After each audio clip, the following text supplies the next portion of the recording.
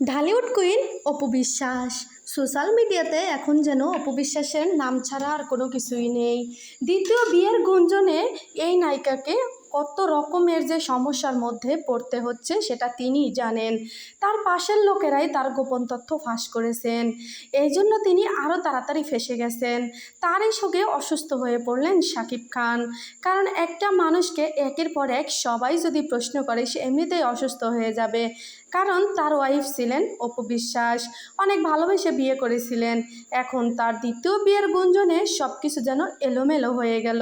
শাকিব খানের জীবন এলোমেলো হয়ে গেল, অপু বিশ্বাসের জীবনও এলোমেলো হয়ে গেল। এবার গুঞ্জন নয়, ঘটনা সত্যি। তিনি বিয়ে না করলে তার পাশের লোকজন কিভাবে বললেন। এটা ভক্তদের কথা নয়, এটা তার ব্যক্তিগত মানুষের কথা।